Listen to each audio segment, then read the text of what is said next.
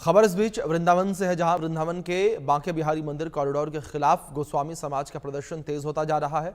शनिवार को गोस्वामी समाज के लोगों ने कॉरिडोर नहीं बनने की चेतावनी दी है और प्रदर्शनकारियों ने कहा कि कॉरिडोर बना तो हम चुप नहीं बैठेंगे और अधिकारियों पर मनमानी या फिर का आरोप लगाया है। गोस्वामी समाज के लोगों ने कहा कि हम किसी कीमत पर प्राचीन धरोहर को खत्म नहीं करने देंगे और हर रोज अधिकारी अपनी बात मनवाने के लिए हम लोगों के ऊपर दबाव बना रहे हैं और हमारा कोई भी सुझाव मानने को तैयार नहीं है। इसी विषय पर आधारित हमारे सहयोगी आदित्य कुमार की खास रिपोर्ट देखिए आप। मौजूद वो अभी वृंदावन के गलियों में और मेरे आप दाहिने देख सकते हैं जो भीड़ आपको दिखाई दे रही है, ये सब भक्त हैं जो बांके बिहारी के दर्शन के लिए आए हुए हैं। और इसी बीच में इस पूरे कॉरिडोर जो बनना है बांके बिहारी कॉरिडोर को लेकर के लगातार जो स्थानीय लोग हैं वो विरोध कर रहे हैं।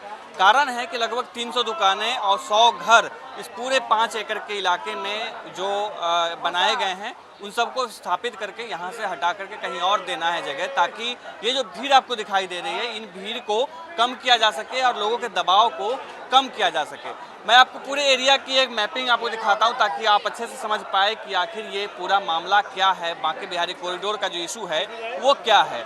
आप चारों तरफ देखेंगे ये जो दुकानें आपको दिखाई दे रही है सब दुकानें पुरानी हैं, सालों पुरानी हैं, सैकड़ों सालों पुराने ये दुकानें हैं और लगातार जो है इसी को लेकर के विरोध चल रहा है कि ये दुकानें और ये पतली गलियां जिस वजह से हैं, जिस तरीके से हैं, लोग जो आते हैं, जो भक्त आते हैं बांके बिहारी के दर्शन के लिए, वो संख्या बहुत ज़्यादा होती है और उस बहुत संख्या के होने की वजह से ये जो पतली गलियां हैं ये ठीक से उन भीड़ को संभाल नहीं पाती है, जिस वजह से कई तरह की दुर्घटनाएं भी हो चुकी हैं। जिसको देखते हुए यूपी सरकार ने ये प्रयास किया था, ये कोशिश की थी कि इस पूरे इलाके में बांके बिहारी जो कॉरिडोर है उसका निर्माण कराया जाए ताकि और भी सुविधाएं जो हैं दर्शकों के लिए, भक्तों के लिए उसको ठीक किया जा सके। जैसे पार्किंग की व्यवस्था करना, इसी कॉरिडोर में पार्किंग की व्यवस्था को लेकर के भी कोशिश की जा रही है ताकि जो लोग आने वाले हैं उनकी गाड़ियों को लगाने की कोई दिक्कत ना हो। लेकिन स्थानीय लोगों का कहना है कि अगर ये कॉरिडोर बनता है तो 300 जो दुकानें हैं और 100 मकानें हैं उन सब के साथ में ज्यादती होगी। निर्माण नहीं, ये निर्माण विकास के लिए नहीं विनाश के लिए होगा और उनके बिजनेस पे बहुत ही बड़ा फर्क पड़ेगा। हालांकि मुआवजे का प्रावधान है, लेकिन फिर भी जो यहाँ के स्थानीय लोग हैं उनका कहना है कि अगर इस तरीके का निर्माण होता है तो सालों लगेंगे फिर से उन सभी निर्माण कार्य को करने में, सभी तरीके से विकास करने में। इसके बाद उन्होंने कहा कि यहाँ से भगवान बांके बिहारी को उठा करके ले जाएंगे और कहीं और हम स्थापित करेंगे। इस तरीके की बात चलिए, भीड़ देख सकते हैं लगातार, हिमांशु कैमरा पर्सन आपको दिखाएंगे कि किस तरीके से लगातार जो यहाँ पे लगातार भीड़ जो है वो अड़ रही है। आप इससे अंदाज़ा लगा सकते हैं, आप इसे समझ सकते हैं कि रोज़ यहाँ पे हज़ारों और लाखों की संख्या में भक्त आते हैं। ख़ास तौर से जब होली का समय होता है, जब एकादशी का समय होता है, उस वक्त में सप्ताह के अंत में बहुत ज़्यादा भीड़ होती है यहाँ पे। उसी से वो देखते हुए इस तरीके की व्यवस्था जो है वो की जाती है। आप पुलिस बल भी देखेंगे कि आपको पुलिस बल भी दिखाई देंगे, सुरक्षा बल जो है वो तैनात किए गए हैं। तो अभी आपने हमारे सहयोगी आदित्य की खास रिपोर्ट देखी। अब वृंदावन से मेरे सहयोगी आदित्य कुमार लाइव जुड़ गए हैं, उनका रुख करेंगे। आदित्य, सबसे पहले जानकारी आपसे यहाँ पर यही चाहेंगे कि वृंदावन में किस तरीके से गोस्वामी समाज जो है वो विरोध करता नजर आ रहा है कॉरिडोर का, और उनकी मुख्य बातें जो हैं वो क्या हैं विरोध को लेकर?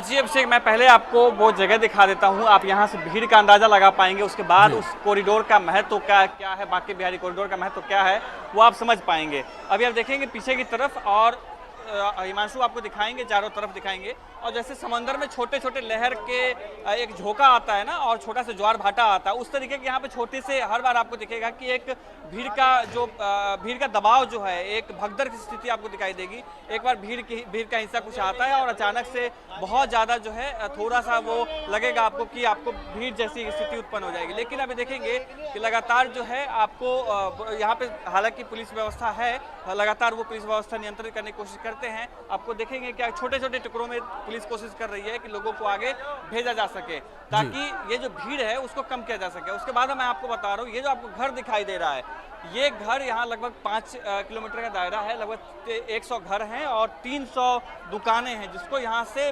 विस्थापित करा करके जो कॉरिडोर बनना है, बांके बिहारी कॉरिडोर, वहाँ पे जाना है। लेकिन विरोध इसी बात का है कि जो दुकानें यहाँ से हटेंगी या जो घर यहाँ से हटाए जाएंगे, उनको जहाँ पे रखा जाएगा वहाँ पे उस तरीके से व्यापार हो पाएगा कि नहीं हो पाएगा, क्योंकि ये जो पूरा इलाका आप देख रहे हैं ये सैकड़ों साल पुराने हैं, 500, 600, 700 साल पुराने इलाके हैं। और ये जो गलियाँ आप देख रहे हैं, आप हिमांशु आपको नीचे दिखाएंगे, ये गलियाँ धीरे धीरे जो है विकसित किए गए हैं और ये बहुत संकीर्ण है। जिस तरीके से भीड़ आती है लोगों की, उस तरीके से वो संभालने के लिए बड़ी मुश्किल होती है। जो लोग आते हैं उनकी गाड़ियाँ होती हैं, उन गाड़ियों को कहीं पार्क करने की जगह नहीं मिल पाती, जिस वजह से इस बात की मांग जो है की जा रही थी। लेकिन स्थानीय लोगों का कहना है कि अगर ये दुकानें यहाँ से उठ करके जाएंगी तो फिर व्यापार पे बहुत बड़ा असर पड़ेगा। जो लोग यहाँ से रहने वाले हैं, हालांकि मुआवजे का प्रावधान है, लेकिन उस सब के बावजूद भी विरोध जारी है, क्योंकि सबसे बड़ी बात यह कि यहाँ पे आत्मा की बात है कि भाई जिस क्षेत्र में, जिस वृंदावन में की गलियाँ, जो महत्व है उस गलियों का, वो गलियाँ यहाँ से हट जाएंगी तो फिर उसका महत्व खत्म हो जाएगा। इस बात को लेकर के जो है ज़्यादातर विरोध किया जा रहा है। आप देखेंगे जो भीड़ आपको है वो साफ आपको दिखाई देगा कि किस तरीके से भीड़ है। लोगों से बात करने की कोशिश करेंगे जो आए हैं दर्शक। क्या नाम है आंटी जी? विजय लक्ष्मी। कहाँ से आई हैं? यहीं के यहीं के रहने वाली हैं। बहुत ज़्यादा भीड़ रहता है, सरकार कह रही प्राण निकल गए हैं। हाँ। इतनी मुश्किल से निकल के आए हैं कि दम घुट घुट बहुत मुश्किल से हालत देख रहे का हाल है, भयंकर भीड़ है। भयंकर भीड़ है। हाँ। आपका क्या नाम है आंटी जी? भैया हम लोग नेपाल बॉर्डर से आए हैं। नेपाल बॉर्डर से आए हैं। लखीमपुर खीरी से। अच्छा।